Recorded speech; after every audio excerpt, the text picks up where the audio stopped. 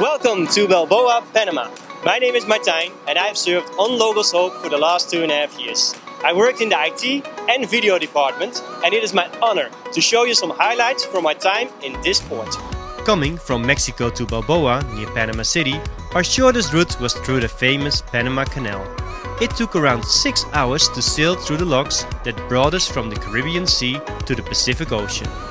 It was Logos Hope's first passing through the waterway, and also a first for most of our excited crew members.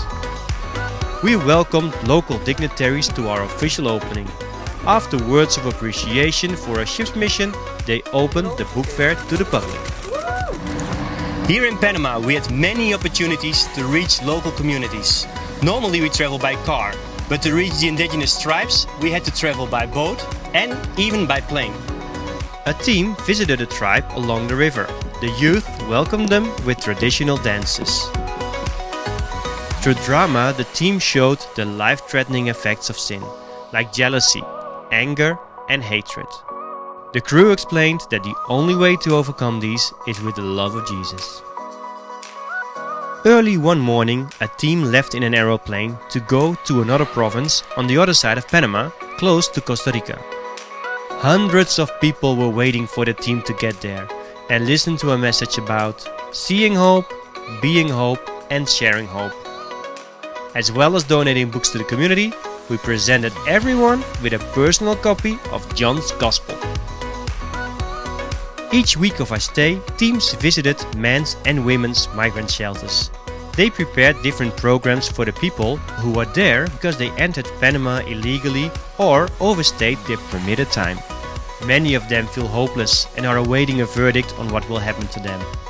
Our crew shared about the hope we have in Christ and prayed with the international mix of migrants. We tested their eyesight and provided free reading glasses. Staff from Gideon's International went with our team and handed out Bibles. It was encouraging partnership. One of the things that happens is Logos exposes folks in a very quick, real way to the fact that the gospel is international. It's not a hidden secret thing that is happening just here in your corner, but it's impacting folks throughout the world. Ladies from the ship's sewing group organized a 2-day workshop for local women. Their goal was to teach local ladies skills that they can use to start their own business and provide for themselves.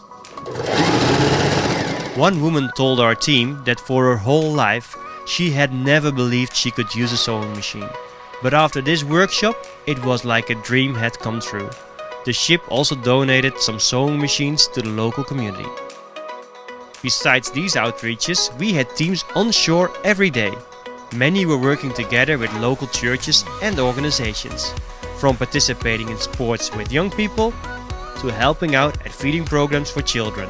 Even our youngest ones were involved.